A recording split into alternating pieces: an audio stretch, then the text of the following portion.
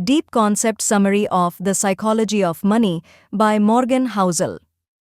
नमस्कार, आपका एक बार फिर से स्वागत है Samriddh Bharat cooperative thrift and credit society के ऑफिशियल यूट्यूब चैनल पे। आज हम डिस्कस करेंगे मॉर्गन हाउसल की लिखी book the psychology of money के बारे में। द साइकोलॉजी ऑफ मनी हमारे इमोशंस, बिहेवियर्स और फाइनेंशियल डिसीजंस के बीच के complex but easy to understand relationship को रिफ्लेक्ट करती है और बताती है कि ह्यूमन साइकोलॉजी की समझ किस तरह पैसे को समझदारी से मैनेज करने और ग्रेटर फाइनेंशियल स्टेबिलिटी में हेल्प करती है। आइए अब इस बुक की डीप कॉन्सेप्ट समरी को समझते हैं। 1. Wealth, riches. ट्रू सेंस में वेल्थ का मतलब है फाइनेंशियल स्टेबिलिटी, न कि अपने वेल्थ और पोजेशंस का शो ऑफ करना। यही इस बुक की कोर थीम्स में से एक है। साथ ही ट्रू वेल्थ सिर्फ आपके पास मौजूद दौलत से नहीं, बल्कि अपनी शर्तों पर जिंदगी जीने की फ्रीडम से नापी जाती है। Concept 2. Saving as a gateway to freedom. यहाँ ऑथर सेविंग्स को वेल्थ गेन करने से ज़्यादा अपने टाइम और लाइफ चॉइसेस पे पूरा कंट्रोल रखने का एक जरिया बताते हैं। साथ ही वो कहते हैं कि किसी भी इंसान की सेविंग एबिलिटी इस बात पे नहीं डिपेंड करती कि उसकी एब्सोल्यूट इनकम कितनी है, बल्कि उसके लाइफस्टाइल चॉइसेस पे डिपेंड करती है। Concept 3. Compounding, a silent miracle worker. Compounding के कॉन्सेप्ट को समझाते हुए यहाँ ये बताया गया है कि कंपाउंडिंग न सिर्फ फाइनेंशियल बल्कि नॉलेज, रिलेशनशिप और पर्सनल डेवलपमेंट के टर्म्स में भी इक्वली एप्लीकेबल है। वेल्थ एक्यूमुलेशन में पेशेंस यानी सब्र से काम करना और छोटे छोटे लेकिन कंसिस्टेंट एफर्ट्स आपको अनएक्सपेक्टेडली लार्ज रिवॉर्ड्स दे सकते हैं।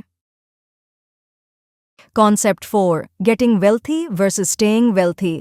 जहां एक तरफ वेल्थ एक्वायर करने में रिस्क टेकिंग, बीइंग बोल्ड और कई बार being at the right place at the right time यानी लक का रोल बताया गया है, वहीं वेल्थ को प्रिजर्व करने में समझदारी और अनुशासन, दूरदर्शिता और खतरों की संभावना और उनसे सावधानी का रोल भी अहम बताया गया है।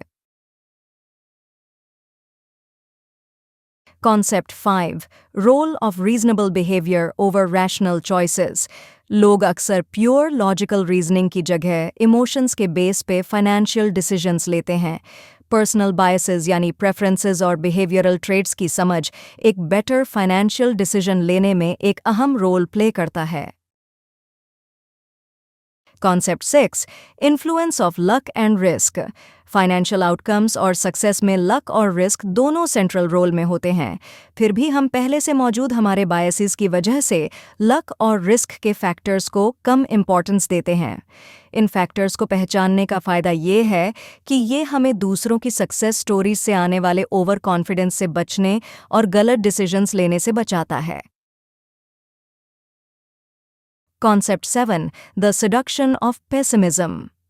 पेसिमिज्म यानी निराशावाद अक्सर हमें ज़्यादा अपीलिंग और प्रेफरेबल लगता है, क्योंकि आमतौर पे रिस्क्स से बचे रहना ही सही और एक समझदारी वाला डिसीजन मालूम होता है। यहाँ ऑथर हिस्ट्री की समझ और पर्सनल एबिलिटी के बेस पे फ्यूचर ड्रिवन और रियलिस्टिक ऑप्टिमिज्म को बेसलेस पेसिमिज्म के मुकाबले एक बेटर रिवॉर्डिंग ऑप्शन बताते हैं। Concept 8. The relativity of money. पैसे की वैल्यू एब्सोल्यूट नहीं है और ये रिलेटेड है उन चीज़ों या बातों से जिन्हें आप अपनी लाइफ के अलग अलग स्टेजेस में वैल्यू देते हैं। ये समझना बहुत ज़रूरी है कि हर किसी का फाइनेंशियल गोल और फाइनेंशियल प्रेशर्स अलग हैं, जिससे आपको अपने फाइनेंशियल स्ट्रैटेजीज सेट करने में आसानी होगी। कॉन्सेप्ट 9. Freedom in moderation. पैसे और खुशहाली के बीच एक नॉन लिनियर रिलेशन होता है, जहां एक सर्टेन पॉइंट के बाद आपके वेलबीइंग में आपके पैसे, आपकी वेल्थ का कोई खास फर्क नहीं रह जाता। ये जानना कि कितनी दौलत आपके लिए पर्याप्त है, एक खुशहाल और संतुष्ट जीवन जीने के लिए ज़रूरी है। Concept 10. Culture of wealth. Social और कल्चरल इन्फ्लुएंसेस पैसे हैंडल करने के लिए आपके व्यूज़ को काफ़ी हद तक अफेक्ट करते हैं। ये इन्फ्लुएंसेस आपके स्पेंडिंग, सेविंग और इन्वेस्टिंग बिहेवियर्स को शेप करते हैं, जो कि फर्दर आपकी फाइनेंशियल और पर्सनल लाइफ को सिग्निफिकेंटली अफेक्ट करता है। कॉन्सेप्ट 11. Tails, you win. अपने फाइनेंसेस में स्ट्रेटेजिक एडवांटेजेस के लिए फाइनेंशियल वर्ल्ड के एक्सटर्नल फैक्टर्स को समझना इम्पॉर्टेंट है। ऐसे एनवायरनमेंट्स की तलाश करें जहां आपको ग्रेटर फाइनेंशियल सक्सेस अचीव करने की अपॉर्चुनिटी मिले। Concept 12 wealth is what you don't see. दूसरों को ये दिखाने के लिए पैसे खर्च करना कि आपके पास कितने पैसे हैं, पैसों को गंवाने का सबसे तेज रास्ता है। सही मायनों में वेल्थ ऐसे एसेट्स और इन्वेस्टमेंट्स से बनी होती है जो लोगों को न दिखे, न कि ऐसी कंज्यूमेबल गुड्स से जो चिल्ला चिल्लाकर आपकी वेल्थ को एडवर्टाइज करती हों। Concept 13 rationality is relative. लोगों का फाइनेंशियल बिहेवियर उनके पर्सनल यूनिक एक्सपीरियंसेस और हिस्टोरिकल कॉन्टेक्स्ट्स में जस्टिफाइड होता है। पैसे के लिए एम्पैथी और अलग अलग पर्सपेक्टिव्स को समझना फाइनेंशियल प्लानिंग के लिए क्रिटिकल है। वेल्थ मैनेजमेंट के साइकोलॉजिकल और इमोशनल एस्पेक्ट्स की ये detailed exploration traditional financial wisdom को चैलेंज करता है और एनालिटिक्स के क्रिटिकल रोल पे एम्फसाइज करता है। Samriddh Bharat cooperative thrift and cooperative society limited Delhi की एक उभरती हुई और high return generating cooperative society है जो आपको अपने शॉर्ट और long term financial goals achieve करने में हेल्प करती है। यहाँ आप अपने डिपॉजिट्स पे सालाना 12.25% तक इंटरेस्ट कमा सकते हैं। समृद्ध भारत सोसाइटी आपको आपकी सेविंग्स पर बैंकों से भी ज़्यादा 7% इंटरेस्ट देती है।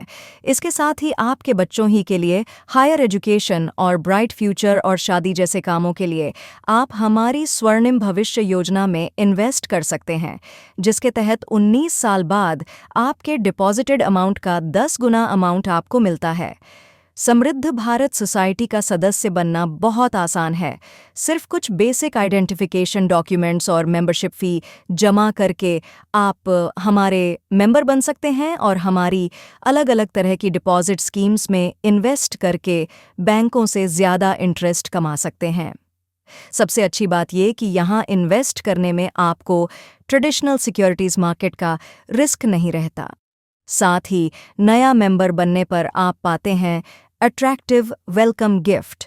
तो आज ही हमें कांटेक्ट करें और समृद्ध भारत परिवार के सदस्य बनकर फाइनेंशियल फ्रीडम की तरफ अपना पहला कदम बढ़ाएं।